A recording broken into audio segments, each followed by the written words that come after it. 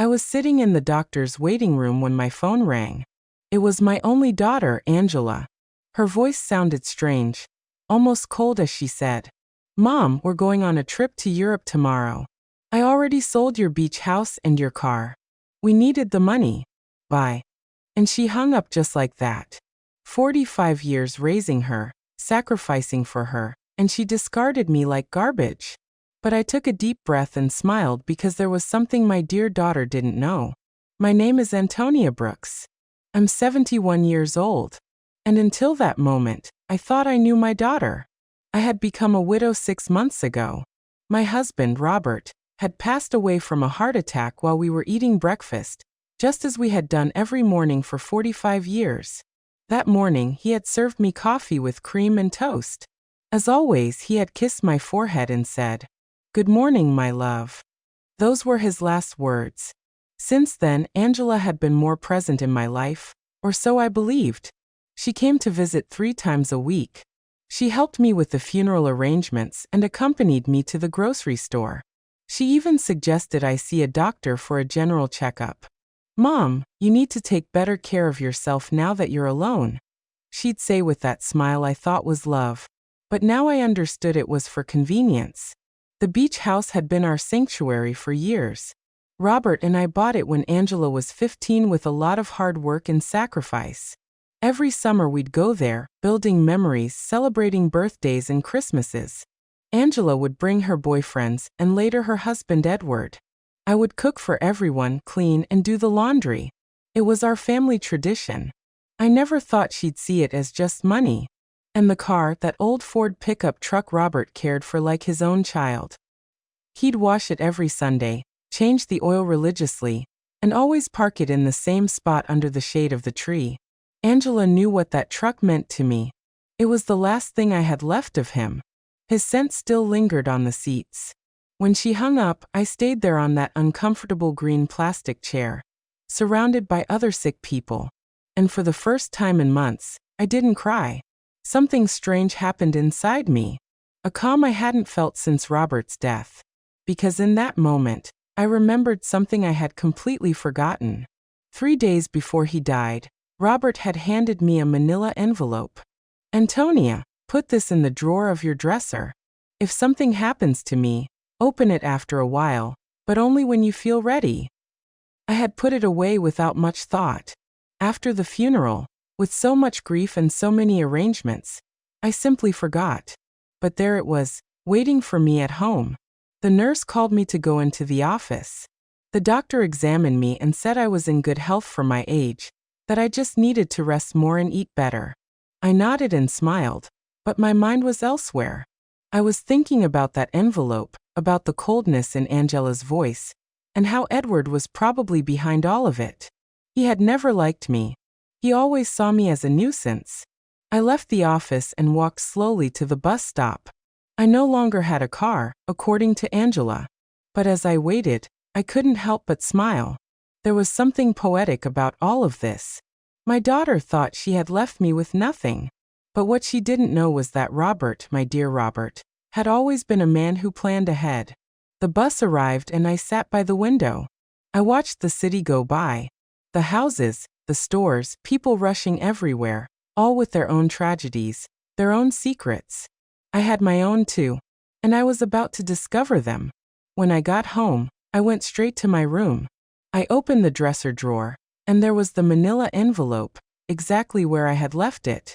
My hands trembled slightly as I picked it up. I could feel there were several documents inside. Robert had written my name on the front in his neat handwriting. I sat on the bed we had shared for so many years, and took a deep breath. It was starting to get dark outside, and the house was filling with those familiar shadows that no longer scared me. I opened the envelope slowly, as if unwrapping a birthday gift. What I found inside would change everything. What I found in that envelope took my breath away. There were legal documents, deeds, bank certificates, and a handwritten letter from Robert. My eyes filled with tears as I read his familiar handwriting. "My dear Antonia, if you are reading this, it means I am no longer with you. Forgive me for not telling you everything while I was alive, but I wanted to protect you from worries. Over the years, I invested our savings in properties and businesses. We don't just have the beach house. We have 6 other properties, including the apartment building where Angela and Edward live. We also have shares in 3 companies that are worth more than you can imagine. You are rich, my love. You always were rich, but now you are on paper too. My hands trembled as I looked through the documents. There were deeds to houses in different city neighborhoods, a downtown condo, a small motel on the coast, and indeed the 20-story apartment building where my daughter lived. Robert had been the silent owner for the past 10 years, but had put everything in the name of a company I didn't know about. And according to the papers, I was the sole owner of that company. There were also bank statements for accounts I never knew existed with numbers that seemed unreal. Robert had been a bus driver for 40 years, but apparently he had also been a very smart investor. Every penny we saved, every sacrifice we made, he had multiplied in silence, and I never knew anything. In the letter, Robert explained that he had kept it all a secret because he didn't want me to worry about money or for Angela to know about our real financial situation. You know, our daughter, Antonia, if she knew we had so much money, her attitude would change.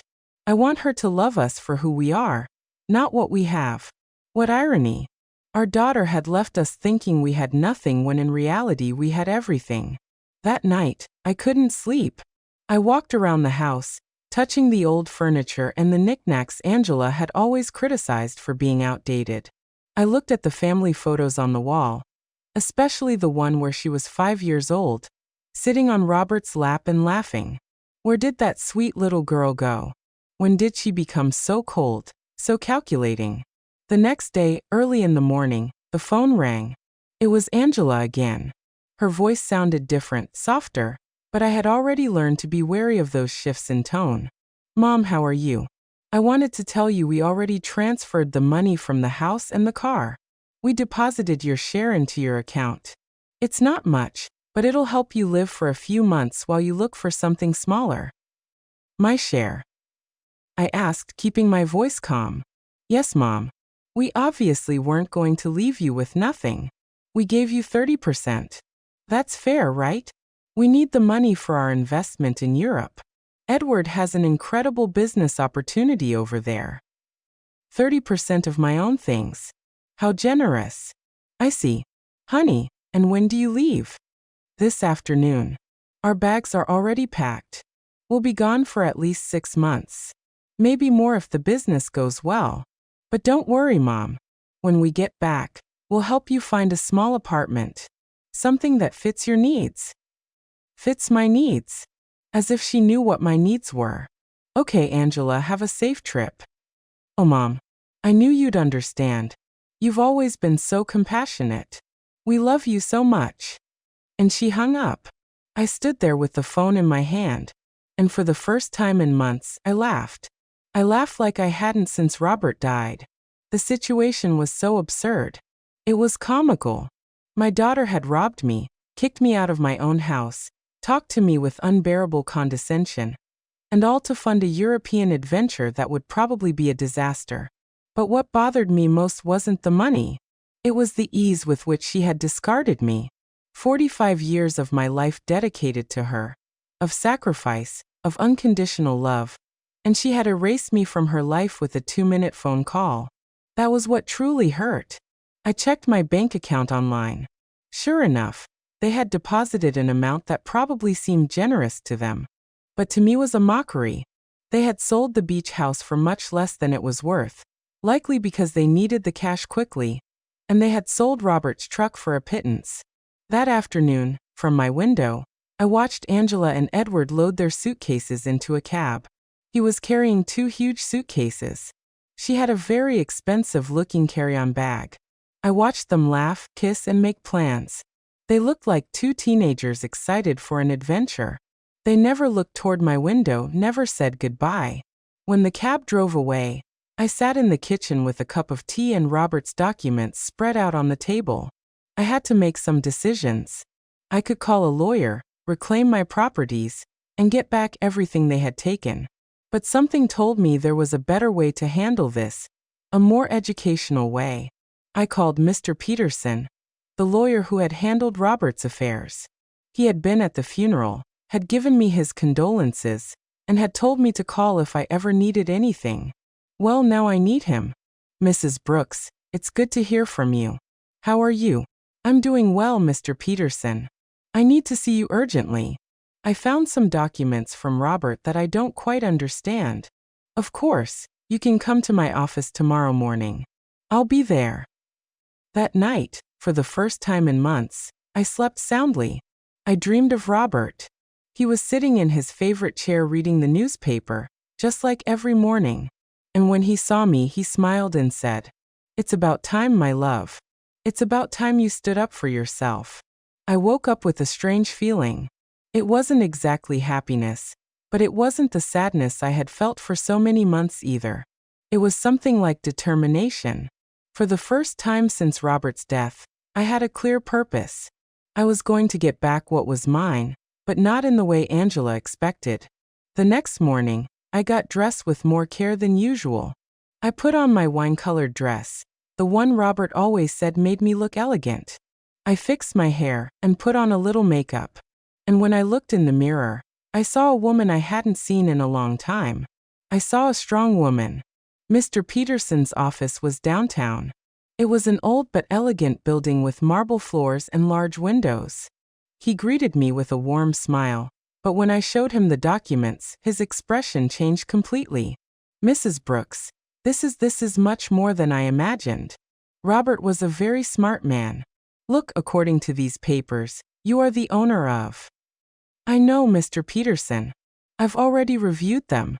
What I need to know is what I can do legally." Mr. Peterson explained that everything was in order, that the documents were legitimate, and that I was the rightful owner of all those properties.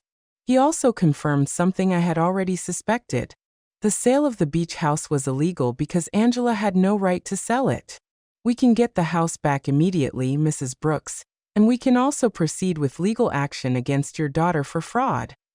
"No, Mr. Peterson. I don't want to proceed with legal action. I want to do this another way. I want everything to remain a secret for now.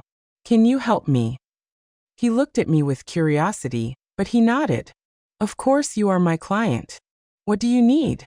"I need you to discreetly get the beach house back, do what is necessary to nullify that fraudulent sale, and I need you to help me gain real control of all my properties, especially the building where my daughter lives."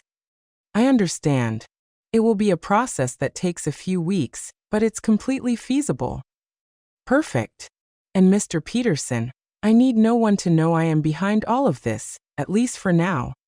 When I left his office, I felt as if I had woken up from a very long dream. I walked through the downtown streets watching the people, the buildings, the life that was going on as normal. But for me, everything had changed. I had a plan. The following weeks were the strangest of my life. Officially, I was a poor widow who had been abandoned by her daughter. But in secret, I was a rich woman silently orchestrating the recovery of my assets. Mr. Peterson worked efficiently, and every few days he would call me with updates on the progress of the legal proceedings. I decided to stay in my house for the time being. It was mine after all, although Angela probably expected me to move into a single room. Every morning I would wake up, have breakfast at the same table where Robert and I had shared so many years, and then go for a walk in the neighborhood. The neighbors would greet me with that mix of pity and curiosity they reserved for recent widows. Aurora, my lifelong neighbor, came up to me one afternoon while I was watering the plants in the front. "Antonia, dear, is it true that Angela went to Europe and left you all alone?" "Yes, Aurora, she went with Edward. They have business plans over there." "And how are you going to live, sweetie? We all know Robert didn't leave much money." "If you only knew," I thought. "Don't worry, Aurora. I'll be fine. Do you need anything? I can bring you some food, help you with groceries." "You're very kind, but I'm fine really." Aurora looked at me with that expression I knew well. It was the same look I had received after the funeral. Compassion mixed with a little relief that it wasn't her tragedy. "Well, you know where to find me if you need anything." These conversations were constantly repeated. The butcher, the baker, the lady at the corner store. Everyone spoke to me with that soft tone they use with the unfortunate, and I would nod, smile, and thank them for their concern. But inside, a part of me enjoyed this performance. It was like living a double life. Mr. Peterson called me one Wednesday morning. "Mrs. Brooks, I have good news. I was able to nullify the sale of the beach house. The buyers didn't know the sale was fraudulent, so they got their money back without any problems. The house is yours again." "Excellent, Mr. Peterson. And the building where Angela lives? That one is more complicated. Technically, you've always been the owner through the company, but we need to make some administrative changes so that you have direct control. That should take another 2 weeks." "Perfect. Keep me informed." After hanging up, I sat in the kitchen with my coffee and thought about Angela. She had been in Europe for 3 weeks, and I hadn't heard anything from her. Not a call, not a message, not even a postcard. To her, I had ceased to exist the moment she got the money she needed, but I knew that was going to change soon. I decided to visit the beach house. I took the bus to the coast, the same route Robert and I had taken hundreds of times. The house was exactly as I remembered it, small, painted cream-colored with a porch overlooking the ocean. The new owners had put some potted plants on the steps, but other than that, everything was the same. I sat on the curb across the street and looked at it for an hour. I remembered summer afternoons when Angela was little, running on the beach and building sand castles. Robert grilling fish on the barbecue while I made salads in the kitchen. Angela bringing friends, then boyfriends, then Edward. All those happy moments that she had reduced to a simple commercial transaction. An older gentleman came out of the house and saw me sitting there. He approached me with curiosity. "Are you okay, ma'am?" "Yes, thank you. I'm just remembering." I knew the former owners. Yes, I knew them very well. What a shame about what happened. They told us the elderly lady was very sick and needed to sell fast. We thought it was a steal, but it turns out the sale wasn't legal. We had to give the house back. Did you know them personally? No. We did everything through intermediaries, but they told us the daughter was handling everything because the mother couldn't. What a sad situation. If you only knew how sad it really was, I thought. Well, I'm glad you didn't lose your money. Yes. Luckily, everything worked out well. Although now we have to look for another house. We like this one a lot. I left there with a heavy heart. It wasn't just the money that hurt. It was the ease with which Angela had lied about me. She had made up a story about my illness. She had used my supposed vulnerability to justify her actions. To her, I wasn't a person with feelings, but an obstacle that had to be removed. That night, I called Mr. Peterson again. "Mr. Peterson, I need you to help me with something else. I want to get Robert's truck back too." "That will be more difficult, Mrs. Brooks. The truck was in your name, but your daughter had a power of attorney that allowed her to sell it."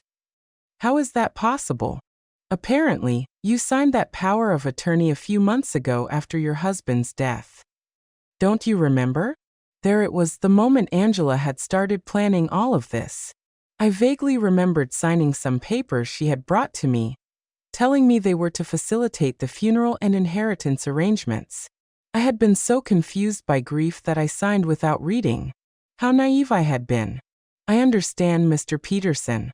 Is there any way to get it back? We can try, but it will be more complicated. We would need to prove that you signed that power of attorney under deception or coercion. Let's do it. I want to get back everything they took from me." Over the next few weeks, I developed a strange routine. In the mornings, I was the poor widow everyone knew. I would go out to buy necessities, talk to the neighbors, and keep up appearances. But in the afternoons, I became a businesswoman.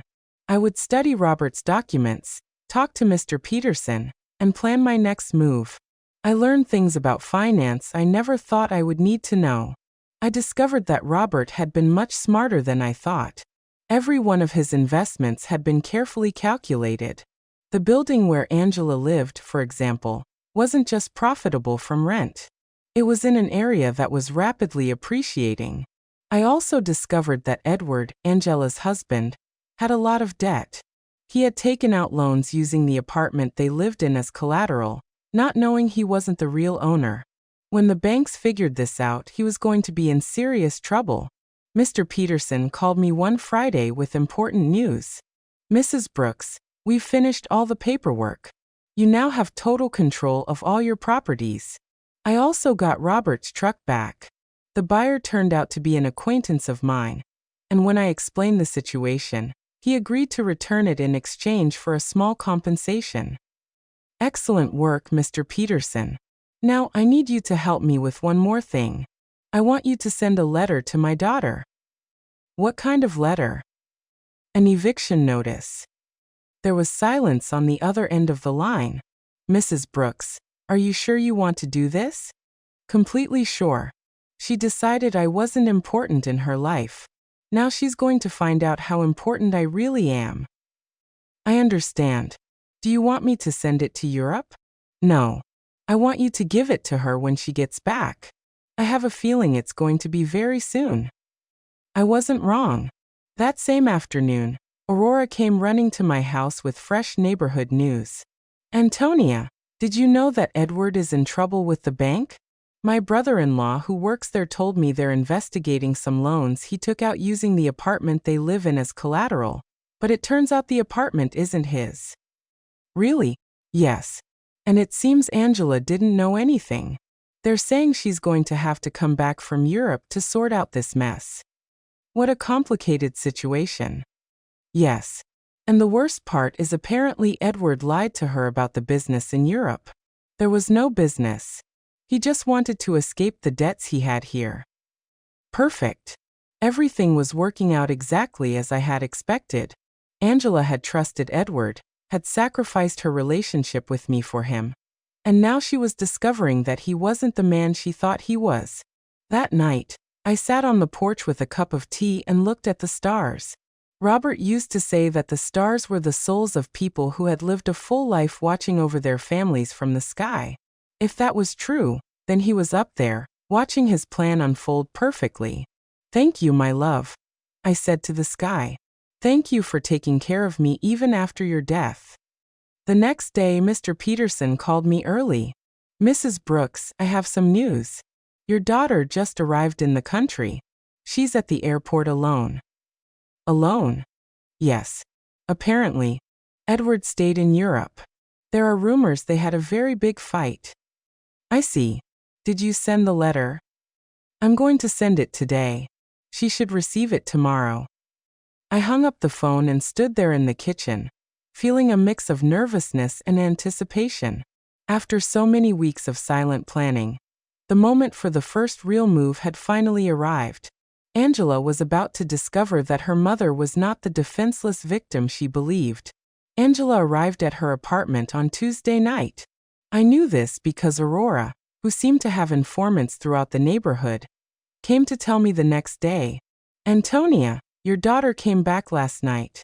I saw her go in with one suitcase, but she looked terrible pale, with dark circles under her eyes, as if she had been crying the whole flight. Alone, completely alone. And something strange, Antonia, when the doorman asked her for the keys, she didn't have them. She had to ask the superintendent to let her in with the emergency copy." Interesting. Edward had the keys, which meant he had probably decided not to come back. Or maybe Angela had discovered something about him and had fled. In any case, my daughter was back, and very soon she would receive my little welcome gift. Mr. Peterson called me that same afternoon. "Mrs. Brooks, the letter was delivered an hour ago. The doorman confirmed that your daughter received it in person." "Perfect. How long did we give her?" 30 days to vacate the apartment as per legal standards." "But Mrs. Brooks, are you sure you want to do this? She is your daughter after all." "Mr. Peterson, my daughter kicked me out of my own house with a 2-minute phone call. She sold my things without asking. She treated me like garbage. Now she's going to learn that actions have consequences." "I understand. I just wanted to make sure you had considered all the implications." "I have considered them, Mr. Peterson. All of them. That night I couldn't sleep. I stayed awake imagining Angela's face when she read the letter. The initial confusion, then the disbelief, then the panic. She would probably think it was a mistake, that someone was trying to scam her. But when she called to verify, she would discover that everything was completely legal. The next day, as if she had been waiting for my call, the phone rang at 8 o'clock in the morning. It was Angela, and her voice sounded desperate. Mom, I need to talk to you urgently. Good morning, honey. How was Europe? Mom, I don't have time for that right now. I received a very strange letter yesterday. It says I have to vacate my apartment in 30 days. It must be a mistake, right? Do you know anything about this? An eviction notice. How strange. From whom? From a company I've never heard of. It's called, wait, let me find the letter. Robert Investments Incorporated. Do you know this company? Robert had used his own name for the company. How poetic. No, honey. I've never heard that name. Are you sure the letter is legitimate? That's what I want to find out. Mom, I need you to help me. I don't know what to do. Edward left me in Europe. He ran off with another woman, and now I come back to this. I don't understand what's happening. There was the confirmation. Edward had abandoned her. Probably when the money ran out, or when he realized that the legal problems at home were more serious than he thought. Poor Angela.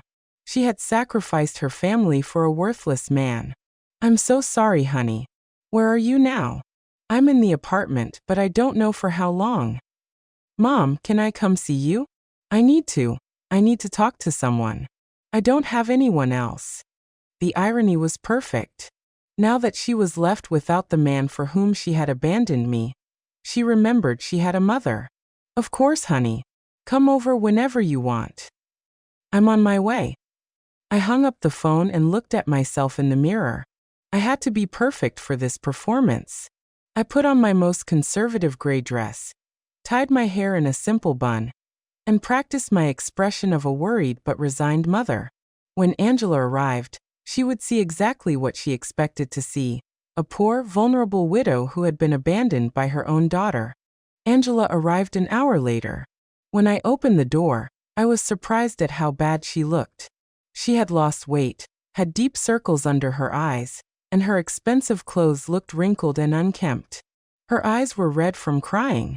Mom, she said, and for a moment I thought she was going to hug me, but she stopped as if she suddenly remembered how things had ended between us. Come Oni. Do you want some coffee? Yes, please. We sat in the kitchen at the same table where I had read Robert's documents weeks ago. Angela looked small in that chair, lost, just like when she was a child and came to tell me about her school problems. Mom, I'm so sorry for the way I left. I know I didn't treat you well. It's in the past, honey. No, it's not. I treated you badly. I said horrible things and now, her voice broke. Now I have no one. What happened with Edward? He left with a 25-year-old hotel waitress in Paris. It turns out there was never any business in Europe. It was all a lie. He just wanted to escape the debts he had here, and used the money from the sale of your house to fund his adventure. All the debts. Yes, Mom. So many debts. It seems he had been taking out loans for years, using the apartment we lived in as collateral. But now I find out he wasn't the owner of the apartment. How is that possible? Here was my opportunity. I don't know, honey. Property matters are very complicated. The problem is that now the banks are coming after me for his debts. They say since we were married, I'm also responsible. And on top of that, this eviction notice. Mom, I don't know what to do. I don't have money. I don't have a job. I don't have anywhere to live. She started to cry, real tears of genuine desperation. And for a moment, my mother's heart softened. I wanted to hug her, console her, tell her everything would be okay. But then I remembered the coldness in her voice when she called me from the doctor's office. The ease with which she had discarded me. The way she had talked to me as if I were a burden. Did you talk to a lawyer about the letter? I don't have money for a lawyer, Mom. We spent all the money in Europe. Edward took what little was left when he ran off with that woman. So, what are you going to do? I don't know. I thought maybe I could stay with you for a while, just until I find a job and can get a small place to live. There was the question I had been waiting for. After kicking me out of my own house, after selling my things, after treating me like garbage, she now wanted me to rescue her. She wanted the poor widow she had created to save her from the consequences of her own actions. Of course, honey, this will always be your home. Angela looked at me with surprise, as if she hadn't expected it to be so easy. Really, Mom, after everything that happened? You are my daughter, Angela. That will never change. She got up, and this time she hugged me. It was a desperate hug from someone drowning and clinging to the only thing they can find. I hugged her back, too, but not with the unconditional love from before. Now there was calculation in my embrace. Strategy. Thank you, Mom. I promise I'll find a job soon. I won't be a burden. Don't worry about that now. Rest, recover, and then we'll see what your options are. Angela left that afternoon to get some things from her apartment. I stayed in the kitchen, thinking about how easy it had been. She had come to me exactly as I had planned, broken, desperate, with no options, and best of all, she suspected nothing. To her, I was still the poor abandoned mother who needed her compassion. But this was only the first part of my plan. Having her live with me would give me the perfect opportunity for the next phase. I was going to let her settle in, feel safe, and believe she had found a refuge in my house. And then, when she least expected it, I was going to teach her the difference between being poor by choice and being poor by consequence. That night, I called Mr. Peterson. Mr. Peterson, I need you to do something else for me. Tell me, Mrs. Brooks. I want you to investigate Edward's debts. I want to know exactly how much he owes to whom, and what legal options I have to separate them from my daughter. That will take time, but it's feasible. Perfect. And Mr. Peterson, I want you to keep this an absolute secret. No one can know I am behind this investigation. Of course, Mrs. Brooks. May I ask what your final plan is? My plan, Mr. Peterson, is very simple. I'm going to save my daughter, but first she has to understand what it truly means to hit rock bottom. When I hung up, I poured myself a glass of the wine Robert had been saving for special occasions. It had been a long time since I'd had a special occasion like this one. The game had begun, and for the first time in months, I had all the good cards in my hand. Angela moved into my house the next day. She arrived with 2 suitcases and a cardboard box, all that was left of her previous life. I watched her unpack in her old room, the same one she had slept in during her teenage years, and I could see the humiliation in every one of her movements. She had gone from living in a luxury condo to taking refuge in her childhood bedroom. Mom, I found this in the apartment, she said, showing me a manila envelope. It was among Edward's things. It has your name on it. It was another one of Robert's envelopes. My heart sped up, but I kept my composure. My name? How strange. Yes, look. She showed me the envelope. Indeed, it had my name written on it in Robert's handwriting, but this envelope was different from the one I had found in my dresser. This one was smaller, newer. Maybe Edward found it among Dad's things when he died and forgot to give it to me. Angela said, "It's possible. Can I see it?" I opened the envelope in her presence. Inside was a short letter and a small key. The letter said, "Antonia, if you are reading this after having received the main envelope, it means our daughter is going through a difficult time. This key opens a safety deposit box at the Central Bank downtown branch. The number is 247. There is something there that can help you help her, but use it wisely. With eternal love, Robert." Angela read the letter over my shoulder. A safety deposit box? Dad had a safety deposit box. I had no idea. I didn't either. Elite. Your father never told me about this. Do you think we should go see what's in there? I don't know, honey. Maybe it's better to leave things as they are. But, Mom, maybe there's something important in there. documents, or, I don't know, maybe something valuable that can help us. The desperation in her voice was palpable.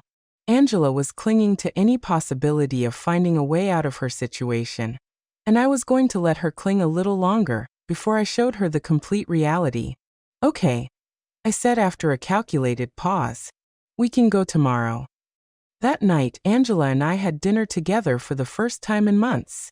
She had cooked, trying to be useful, but the food tasted of guilt and desperation. She told me more details about what had happened in Europe, and each story was worse than the last. Edward lied about everything, Mom, not just the business but the debts too. I thought he only owed a little bit of money, but it turns out he owes over $100,000. And the worst part is he used my name for some of the loans without me knowing. How is that possible? He forged my signature. When I married him, I gave him some documents to handle the banking for our joint account. I never thought he'd use them for this. Do you have any way to prove you didn't know? I don't know. It's all so complicated. The banks say that since we were married, I'm responsible for all his debts anyway. And the divorce? I don't even know where Edward is now. He just disappeared. His phone is disconnected. He doesn't answer emails. Nothing. It's as if he vanished. Perfect. Edward had run away like the rat he had always been, leaving Angela to face the consequences of her actions alone. In a way, he had done me a favor. Now, my daughter was experiencing exactly what I had felt when he abandoned me. Betrayal by someone she had completely trusted. I'm so sorry, honey. I didn't know things were so bad. I didn't either, Mom. I thought Edward loved me, that we were going to build something together, but it turns out I was just an easy way for him to get money and documents. Angela started to cry again. How could I have been so stupid? How did I not realize who he really was? It was tempting to tell her that I had seen the signs from the beginning, that I had tried to warn her that Edward never seemed trustworthy, but that would have broken my facade as a compassionate and vulnerable mother. Love can be blinding sometimes, honey. Don't blame yourself. But Mom, I didn't just ruin my life. I ruined yours too. I treated you horribly. I took your house, your truck, your things, and all to give to a man who abandoned me at the first opportunity. Now we're two poor women trying to survive because of me. It's in the past, Angela. We'll be okay. No, it's not. Now we're both in trouble because of my mistakes. You lost everything Dad left you, and I lost my marriage and my future. We're two poor women trying to survive. If she only knew, I thought, that at this very moment I had more money than she could possibly imagine, that I was the owner of the building where she lived, that I could solve all her problems with a single phone call. But it wasn't time yet. The next day, we went to the bank. Angela was nervous, hopeful. I maintained my act as a confused widow who didn't understand much about finance. The bank employee led us to the safety deposit boxes, verified my ID, and opened box number 247. Inside were jewels, many jewels, rings, necklaces, bracelets, earrings. I recognized some pieces as heirlooms from Robert's family. Others were completely new to me. There was also a letter explaining the origin of each piece and its approximate value. Angela gasped. Mom, this must be worth a fortune. You think so? Yes. Look at this emerald in this pearl necklace. Mom, Dad saved a treasure here. According to Robert's letter, the jewels were worth approximately $200,000. It was a significant amount, but it was nothing compared to the rest of my assets. It was like finding a few coins under the sofa when you have $1 million in the bank. What do we do with this, Mom? I don't know, honey. They're family memories. But, Mom, we could sell some of the pieces. With this money, you could get your beach house back, and I could pay off some of Edward's debts. There it was again. Even when she found something valuable, Angela's first reaction was to think about how to use it to solve the problems Edward had created. She hadn't learned a thing yet. Are you sure you want to use your father's inheritance to pay Edward's debts? What other option do I have, Mom? If I don't pay something soon, the banks are going to foreclose on everything I have. And technically, I don't own anything. Everything was in Edward's name. Think carefully, honey. Once you sell these jewels, you won't be able to get them back. I know, but what else can I do? I can't get a job with all these legal claims pending. No employer is going to want to hire someone with so many legal problems.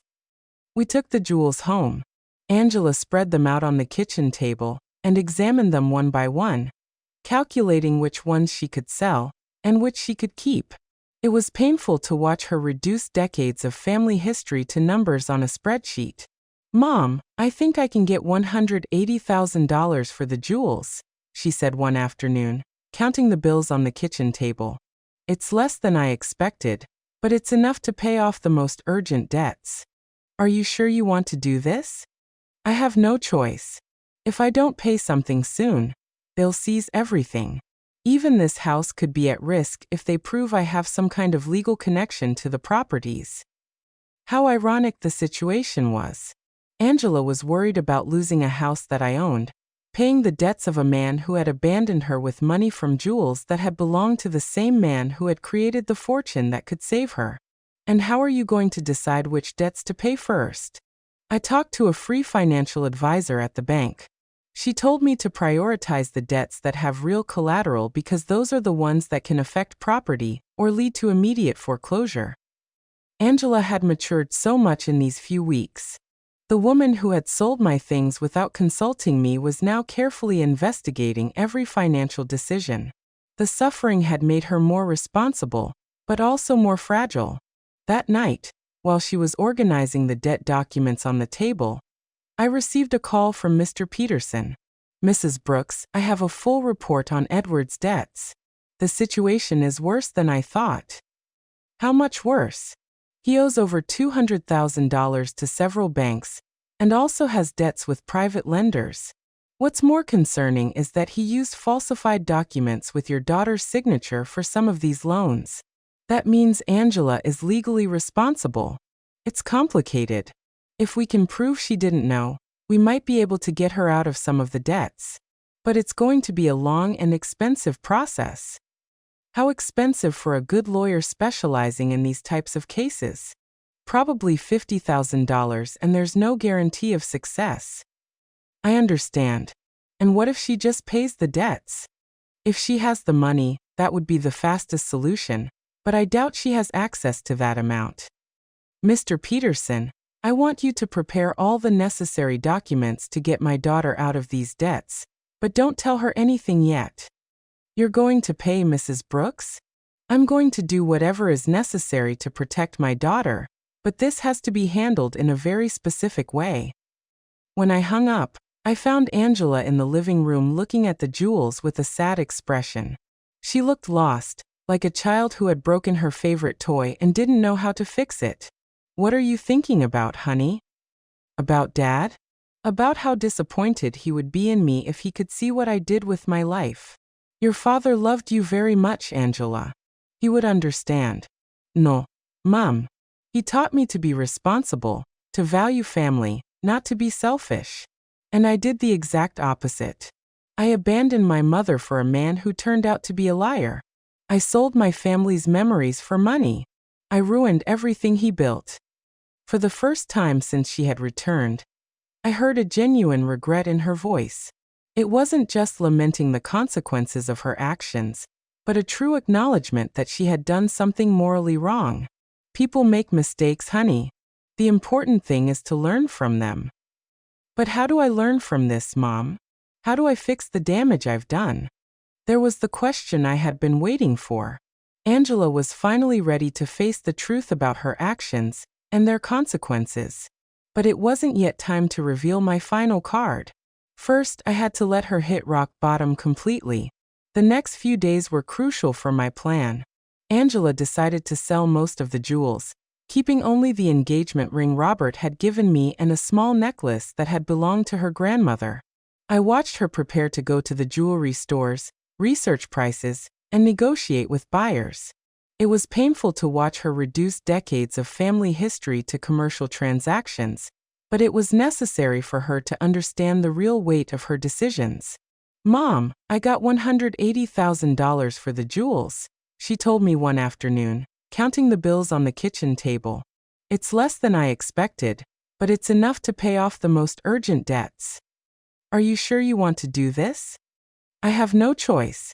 If I don't pay something soon, they'll foreclose on everything. Even this house could be at risk if they prove I have some kind of legal connection to the properties. How ironic the situation was.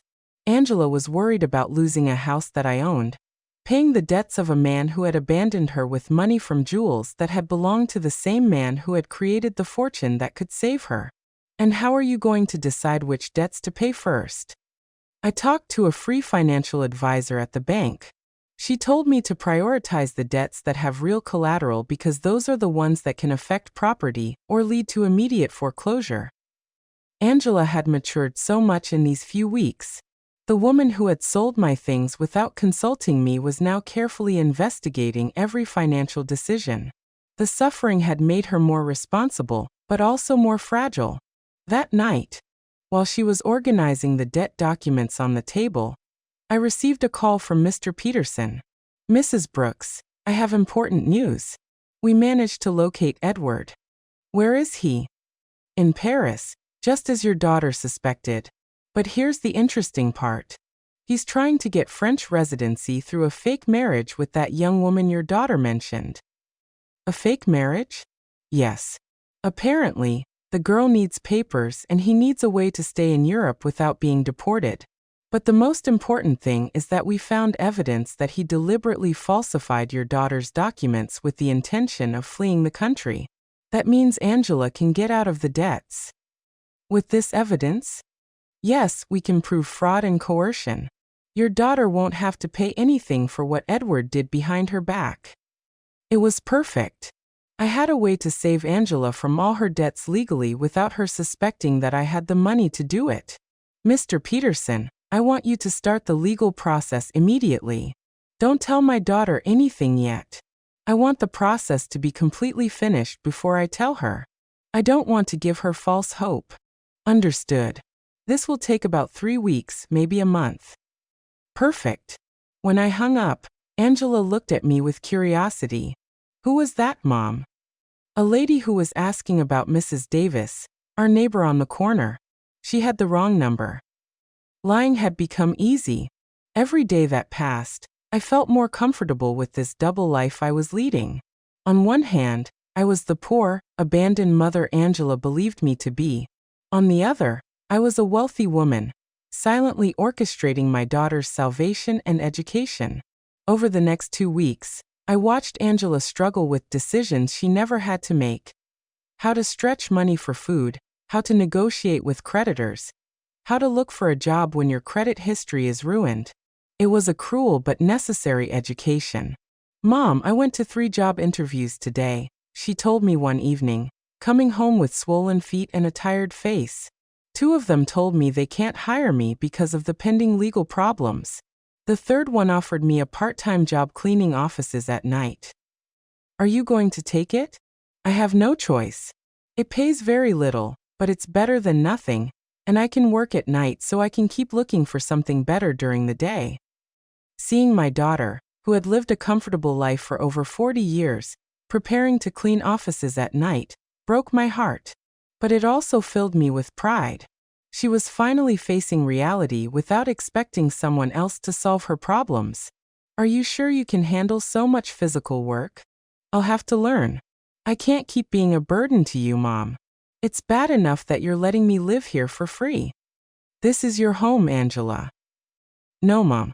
This is your home and I'm here because of your generosity, but I'm not going to take advantage of it forever.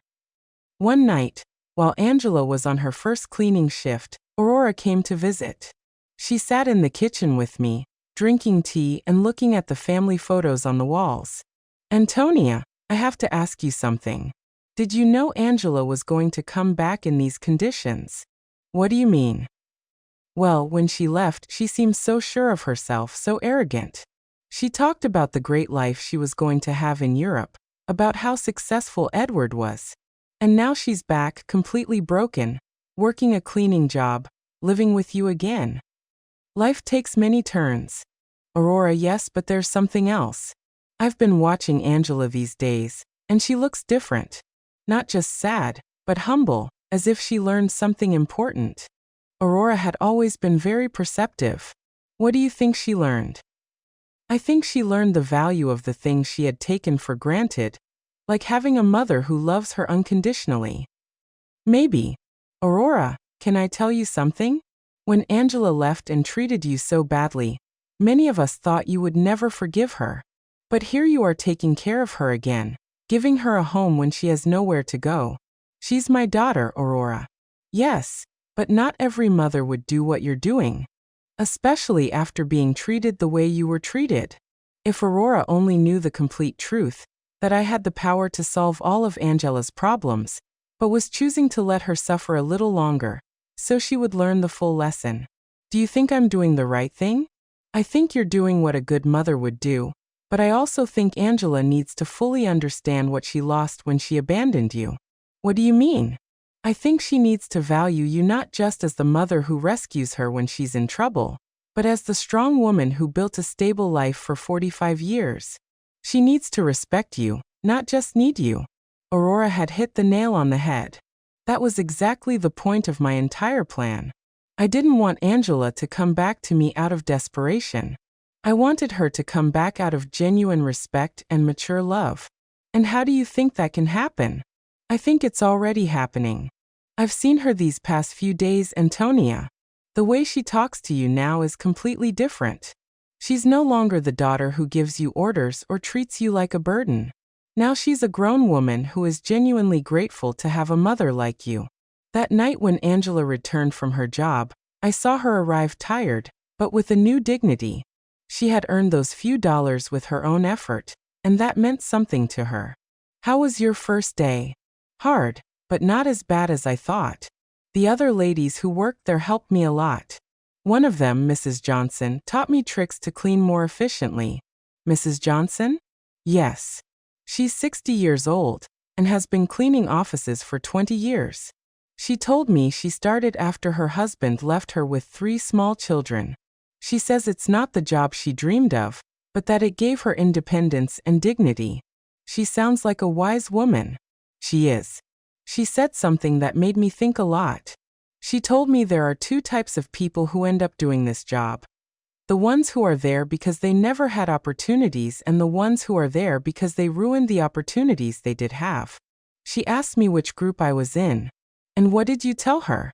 I told her the truth, that I had all the opportunities in the world, a family that loved me, a stable home, an inheritance, and that I ruined it all by following a worthless man. What did she say? She laughed and said, "Well, honey, then at least you know exactly why you're here. That puts you one step ahead of most people." Angela poured herself a glass of water and sat with me at the table. "Mom, I want you to know something.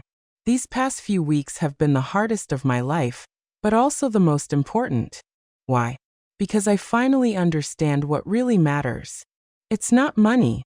It's not living in the most luxurious apartment. It's not impressing people. It's having people who genuinely love you, who are there when everything falls apart." Angela, no. Let me finish. You have every right to hate me for what I did to you. I abandoned you when you needed me most. I took everything Dad left you. I treated you as if you were a nuisance. And now I'm here again expecting you to forgive me and take care of me. I already forgave you, honey. But I haven't forgiven myself, and I won't until I prove that I've truly changed, that I've learned from my mistakes. Mr. Peterson called me the next morning. "Mrs. Brooks, I have excellent news. The legal process is almost complete. We can get your daughter out of all of Edward's debts." It was time. After weeks of watching Angela struggle, work, and reflect on her mistakes, the moment had finally arrived to show her that she had never been alone, that she had always had someone quietly watching over her. "Mr. Peterson, I want you to organize a meeting. It's time for my daughter to know the whole truth." Mr. Peterson arranged the meeting for Friday morning at his office. I told Angela that I had made an appointment with a lawyer who could help her with her legal problems, but I didn't explain the details. She agreed to come, although she was nervous about the cost of the consultation. Mom, I don't have money to pay a lawyer. I barely have enough to cover basic expenses. Don't worry about that now. Honey, let's just hear what he has to say. We arrived at Mr. Peterson's office on time. Angela had dressed in her best clothes, which now looked a little big on her thinner body. She was nervous, wringing her hands, expecting another piece of bad news on her endless list of problems. Mr. Peterson greeted us with his usual professional smile. Mrs. Brooks, Miss Brooks, thank you for coming. Thank you for seeing us, Angela replied. Although I should warn you that my financial situation is very complicated and I probably can't afford high fees. That's exactly what we're going to talk about, Mr. Peterson said, exchanging a look with me. But first, I need you to review these documents. Mr. Peterson handed Angela a thick folder. She opened it and began to read, her expression gradually changing from confusion to surprise. I don't understand. These documents say that Edward forged my signature, that there is evidence of fraud, that I am not responsible for the debts. That's right. We have been investigating your case for the past few weeks. We found enough evidence to prove that you were a victim of identity fraud. But how is that possible? Who paid for this investigation? I don't have money for this. Mr. Peterson looked at me. It was my moment. Angela, there's something I need to tell you. What, Mom? I took a deep breath. After weeks of acting, I was finally going to reveal the truth. Your father left me more than you knew. Much more. What do you mean, Mr. Peterson? Show her the other documents. Mr. Peterson took out a second folder and handed it to Angela. This time, the documents were the property deeds, the bank statements, the investment certificates, the entire fortune Robert had built in secret. Angela read in silence for several minutes. Her face went through a complete range of emotions: confusion, disbelief, shock, and finally comprehension. Mom, this says you are the owner of the building where I lived. Yes. And that you have other properties, bank accounts, investments. Yes. This means that when I sold the beach house, it was my house and the sale was fraudulent. I already got it back. Angela stared at the papers, trying to process the information. How long have you known this? Since the day you called me from the doctor's office. You knew all this when I came back from Europe asking for help? Yes. You knew you could solve all my problems when you saw me crying every night? Yes. There was a long, tense silence. Angela closed the folders and looked directly into my eyes. Why, Mom? Why did you let me suffer when you could have helped me? This was the question I had been waiting for weeks. Because you needed to learn something you couldn't learn any other way. What? You needed to learn the value of the things you had lost. The value of family, of respect, of responsibility. When you abandoned me, it wasn't just money you took from me. It was dignity. It was love. It was trust. Angela started to cry, but they weren't tears of self-pity like the ones she had shed during these weeks. They were tears of deep understanding. I abandoned you when you needed me most. Yes, I treated you like garbage. Yes. And you saved me anyway. Yes, but not in the way you expected. I didn't save you by giving you money so you could keep making the same mistakes. I saved you by letting you hit rock bottom so you could learn to save yourself. Mr. Peterson discreetly intervened. Miss Brooks, your mother has paid all the legal expenses to free you from Edward's debts. She has also recovered all the properties that were sold fraudulently. You are completely free of legal problems. And the cleaning job I got. You can quit if you want, I said. But I hope you don't. Why? Because that job is teaching you something you never learned when everything was easy. It's teaching you the value of your own effort, the dignity of honest work, the importance of valuing every dollar you earn. Angela wiped her tears and looked at me with an expression I hadn't seen in years. It wasn't the look of a daughter who needs her mother, but the look of a grown woman who respects another woman. Do you forgive me, Mom? I forgave you a long time ago. Honey, the question is, can you forgive yourself? I don't know if I can. I did unforgivable things. People make mistakes, Angela. The important thing is what we do after we recognize those mistakes. Mr. Peterson left us alone in his office for a few minutes. Angela and I sat in silence, processing everything that had happened. Mom, I want you to know something. Even if you didn't have all this money, even if you were really the poor widow I thought you were, I would have learned the same lesson. What lesson? That there is nothing more valuable than having someone who loves you unconditionally.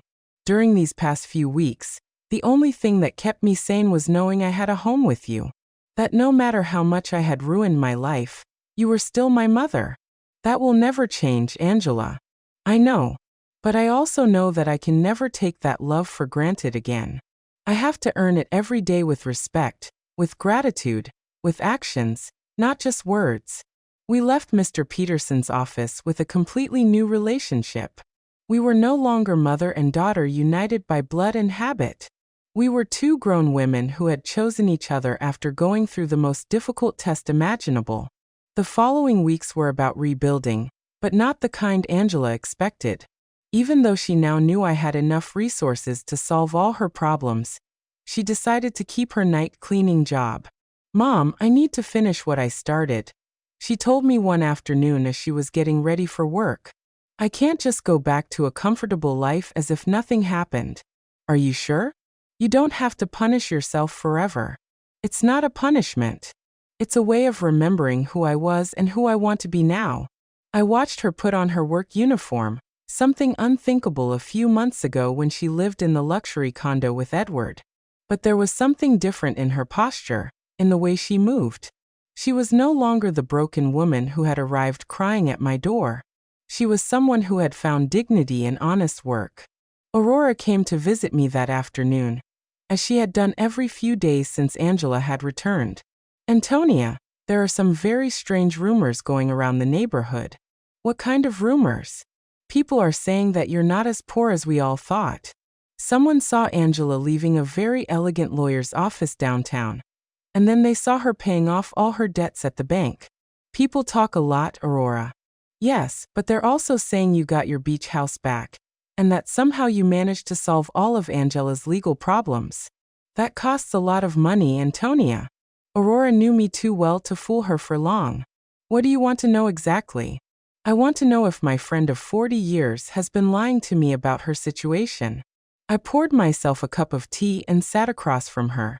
It was time to be honest with someone else. Robert left me more than anyone knew. Aurora, much more. How much more? Enough so that Angela and I never have to worry about money again. Aurora was silent for a moment, processing the information. And why did you pretend to be poor all these months? Because I needed Angela to learn something she couldn't learn any other way. I told her the whole story. Angela's cruel phone call, my plan of silent revenge, the weeks of watching her hit rock bottom, and finally the revelation in Mr. Peterson's office. Antonia, that is brilliant and terrible at the same time. Terrible. Yes, because you let your own daughter suffer when you could have helped her immediately. But also brilliant because I understand why you did it. You do? Yes. Angela needed to learn the value of the things she had lost. If you had simply given her money to solve her problems, she would have learned that there's always someone who will rescue her from the consequences of her bad decisions. Exactly. But Antonia, didn't it hurt you to see her suffer? Every day, every night, I saw her crying. Every morning I saw her get up to go to work tired and defeated. But I knew that if I rescued her too soon, she wouldn't have learned the full lesson. And do you think she learned it? Look for yourself. Angela knows that she now has access to enough money to live comfortably. But she chose to keep her job.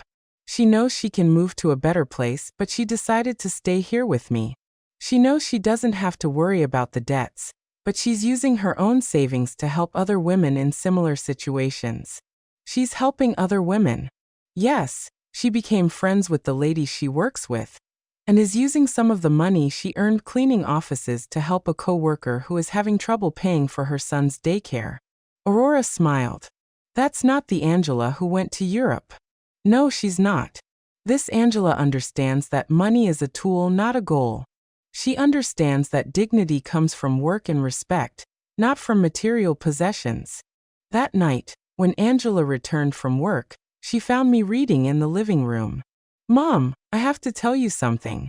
Today, Mrs. Johnson asked me if I was the daughter of the rich lady from the north side of town. What did you tell her?" I said yes, that you have enough money for me not to have to work. And do you know what she asked me next? What? She asked me why I was still working. So I explained that it was because I need to prove to myself that I can stand on my own 2 feet. And what did she say? She laughed and said, "Honey, that's the difference between being rich and acting rich. Your mom taught you how to be truly rich." Mrs. Johnson is very wise. She is. And she made me understand something important. It's not about the money you have, but about how you use it and how you relate to it. Angela sat down with me on the sofa. "Mom, I want you to know that I've made a decision.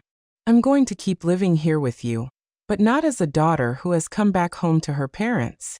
I want to stay here as a grown woman who chooses to share her life with her mother." What's the difference? The difference is that I'm going to pay my share of the expenses. I'm going to contribute to the upkeep of the house, and I'm going to treat this relationship as a partnership between 2 independent women who love and respect each other. Angela, you don't need to. Yes, I do. Mom, I need our relationship to be different from what it was before. Before I was a daughter who took her mother's love and care for granted. Now I want to be a grown woman who values and takes care of the most important relationship in her life. And your job?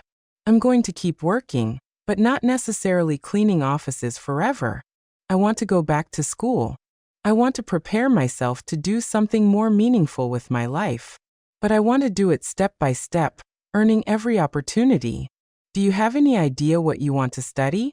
Yes, I want to study social work. These past few weeks have taught me how many people are going through difficult situations without having anyone to support them.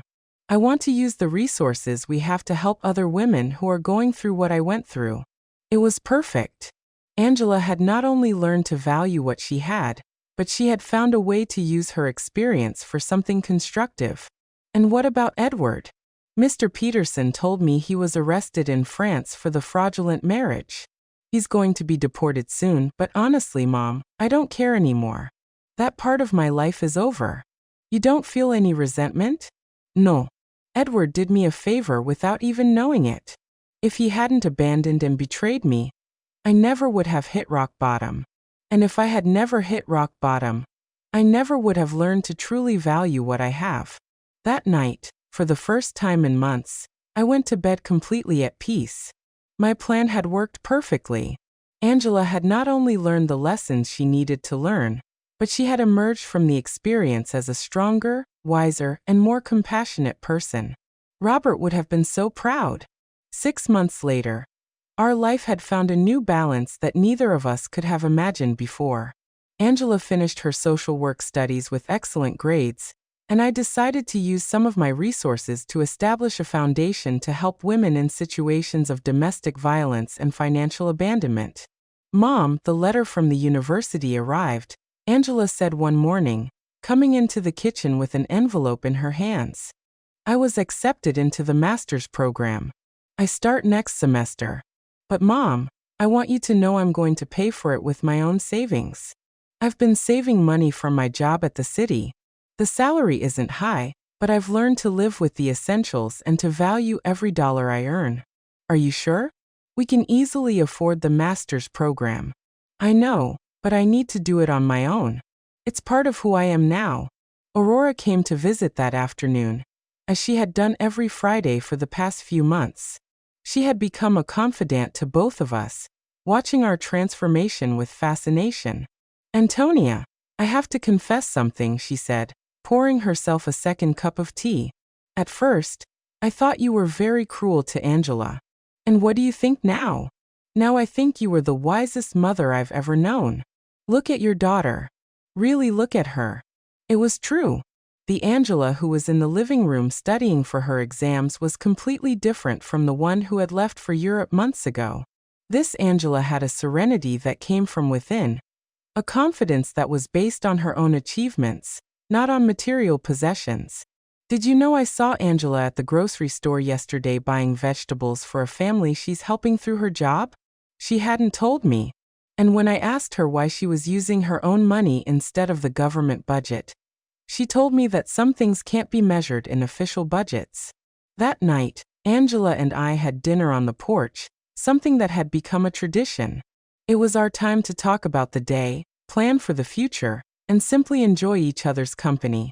Mom, I received a very strange letter today, she said, cutting her salad. From whom? From Edward? My muscles tensed. Edward? He wrote to you? From where? From prison in France. Apparently, he was sentenced to 2 years for marriage fraud. In the letter, he says he regrets everything he did and wants to ask for my forgiveness. And how do you feel about it? Honestly, I don't feel anything. No anger, no sadness, no desire for revenge. It's as if that part of my life happened decades ago, not months ago. Are you going to write back? No. Not because I hate him, but because there's nothing to say. That Angela who married him no longer exists. This Angela has nothing to talk to him about. I was impressed by the maturity in her voice. The woman sitting across from me had developed an inner strength that came from hitting rock bottom and getting up on her own. Do you know what this whole experience taught me, Mom? What? That true love isn't the one that tells you what you want to hear. True love is the one that teaches you what you need to learn, even when it hurts. It's a difficult lesson to learn, but it's a necessary one. Edward told me what I wanted to hear. He made me feel special. He convinced me that I deserved a life of luxury without effort. You taught me that true wealth comes from hard work, respect, and genuine relationships. That night, after Angela went to her room to study, I sat on the porch alone, looking at the stars, and thinking about Robert. I had promised him I would take care of our daughter, and I finally felt I had fulfilled that promise in the right way. I hadn't taken care of her by giving her money when she needed it. I had taken care of her by teaching her to take care of herself. I hadn't saved her by solving her problems. I had saved her by allowing her to learn to solve them on her own. The next day was Sunday, and we had planned to visit the beach house together for the first time since I had gotten it back. Angela hadn't wanted to go before, saying she needed time to process everything that had happened. Are you ready? I asked her as we got into the truck. I think so. The trip was silent but comfortable. When we arrived, Angela stood for a moment in the truck, looking at the house where we had spent so many family summers. It looks exactly the same, she said finally. Some things don't change, but others do. I am not the same person who sold this house. We went in together. The house was clean and tidy, exactly as Robert and I had kept it for years. Angela walked through each room, touching the furniture and looking at the family photos that hung on the walls. Mom, I want to apologize. You already apologized, honey. No, I want to apologize specifically for this house. Not just for selling it, but for reducing all our family memories to a commercial transaction. It's forgiven. This house represents 40 years of family summers, of birthdays, of Christmases. Dad built that porch with his own hands. You planted that garden. I learned to swim at that beach. And I turned it all into money to fund the adventure of a worthless man. She sat on the sofa where Robert used to read on Sunday mornings. Do you know what hurts me the most? What? That when I sold it, I didn't feel anything. It was just another property. Now being here again, I can feel Dad in every corner. I can hear his laughter, smell his morning coffee, see his reading glasses on the table. He is here, Angela. He has always been here. I know. And I also know that he is proud of how you handled all of this. We spent the whole day at the house cooking together, cleaning and fixing small details. It was like a ritual of reconnection, not just with the place, but with the values that place represented. When the sun began to set, we sat on the porch Robert had built, looking at the ocean. Mom, I have a proposal. What is it?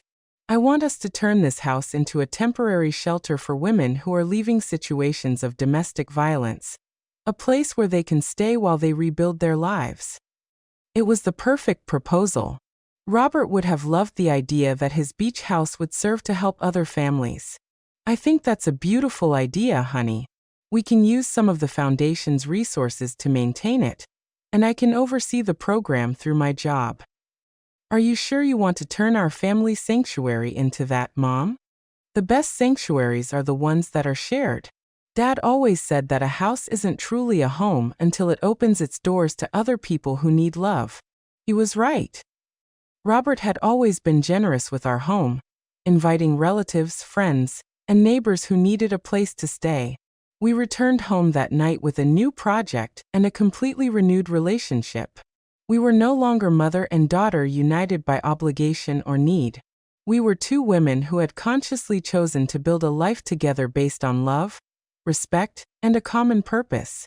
That night, before falling asleep, I spoke to Robert in silence. We did it, my love. Our daughter finally understood what truly matters.